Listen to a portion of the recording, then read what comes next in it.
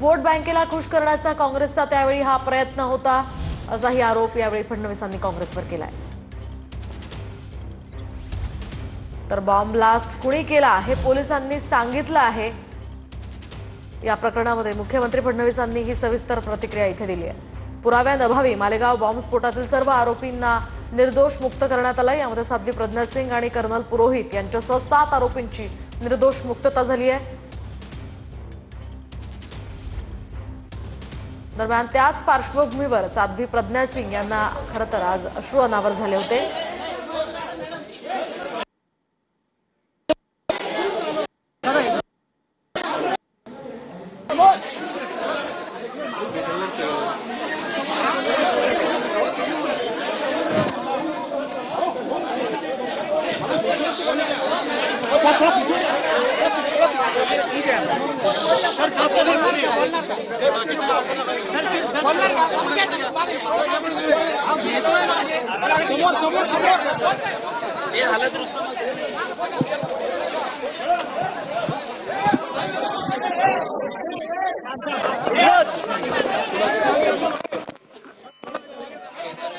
विनोद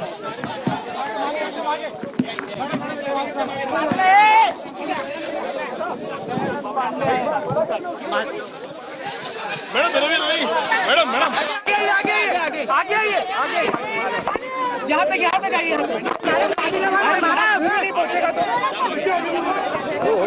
पीछे हटो ना, पीछे हटो, देखो धक्का दे रहे हैं।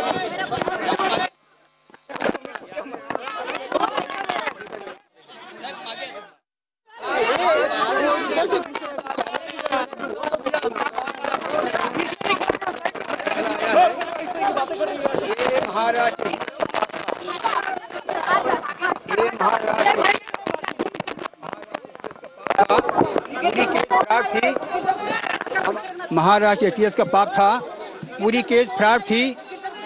हमारे घर में, हमारे नासिक घर में बम प्लांट किया गया, ऐसा एनआईए ने अपनी जज लिखा है। आज कोर्ट ने सिद्ध कर दिया है, हमारे जजमेंट में फैसला आया है कि हमारा जो घर था वो उसमें साजिश हुई है। वहाँ का जो एटीएस चीफ था एपीआई बागाड़े, वो हमारे यहाँ बम प्लांट किया, ऐसा एनआईए ने चार्ज में लिखा हुआ है। 17 साल के बाद जो फैसला आया है, हम तो इसको फैसला बोलते हैं, न्याय नहीं है ये फैसला है, न्याय नहीं है फैसला है। 17 साल का जो हमारा समय गया वो वापस कौन करेगा, इसकी भरपाई कौन। हिंदू आतंकवाद नाम का शब्द गढ़ा गया। ये जो पॉलिटिकल भगोड़े हैं देश में, कुछ जो पॉलिटिकल भगोड़े हैं देश में हिंदू आतंकवाद नाम से, ऐसा कोई विषय नहीं है। आज कोर्ट के फैसले से तय हो गया कि हिंदू आतंकवाद कोई थ्योरी नहीं है। आगे पूछिए। जो आतंकी नहीं होता है ऐसा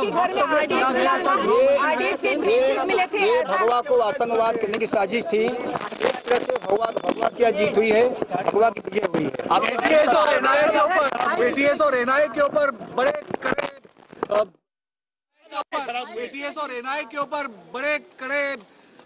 निरीक्षण नोंदने हुए कड़े शब्दों में निंदा की है। कोर्ट ने जजमेंट ने निंदा किया, जजमेंट में दिया है कि ये जो केस बनाई गई, 4 एजेंसी ने इंक्वायरी किया, एक लोकल पुलिस, फिर थाना, फिर एटीएस, फिर एनआईए। ये एनआईए ने चार्जशीट दिया, उस चार्जशीट में एनआईए विरुद्ध एटीएस ऐसा मामला है। हम लोग कहीं है ही नहीं। 8 साल जो सफर किया उसमें जेल में जी।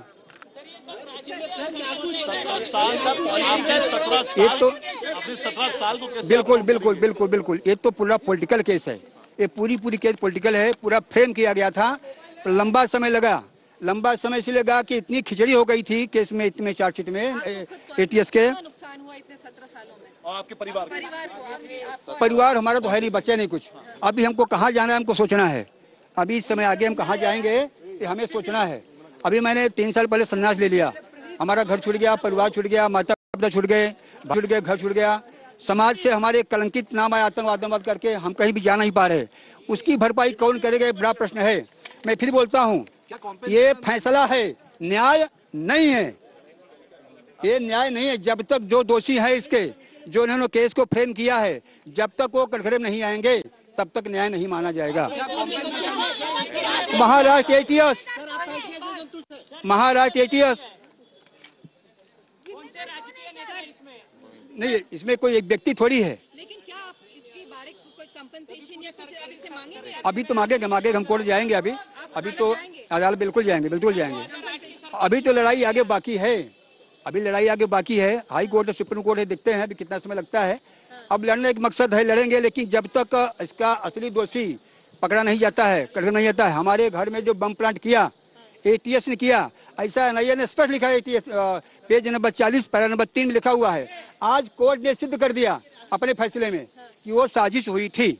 देश के बात बताइए, ये पहले ब्लास्ट हुआ, उसके बाद में कुछ एक्टिविस्ट को पकड़ा गया था, वो मुस्लिम थे, उनको छोड़ दिया गया, उसके बाद में आपको पकड़ा गया। वो 2006 में हाँ, घटना तो सही है। वो 2006 में देखिए, ऐसा है, जो निर्दोष है, चाहे हिंदू हो चाहे मुसलमान हो। ये केस को हिंदू मुसलमान बनाया गया, चूंकि केस था नहीं।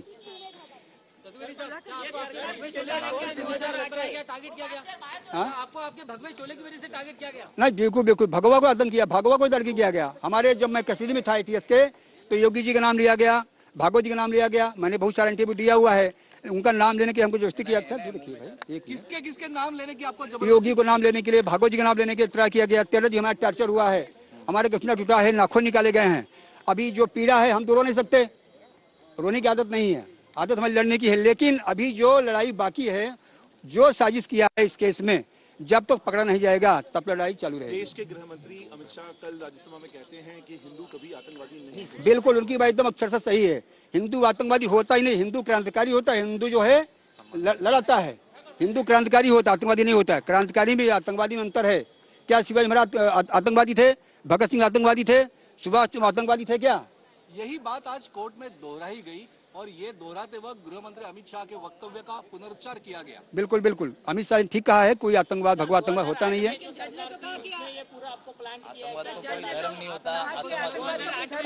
ऐसा है, बहुत सारा विषय हो गया है, अभी छुट्टी नहीं चले जाए, बहुत सारा विषय हो गया। सवाल आपसे बनता है, आपके हिसाब से तत्कालीन सरकार जिम्मेदार थी, सोनिया गांधी जो मुखिया थी, या फिर अधिकारियों ने जानबूझकर ये सब किया? कौन जिम्मेदार था? देखिए, एजेंसियां इसमें मतलब आरोपी कौन है? अरे यार, हमको पता चलेगा, बता देंगे कौन है? ठीक है, थैंक यू सर।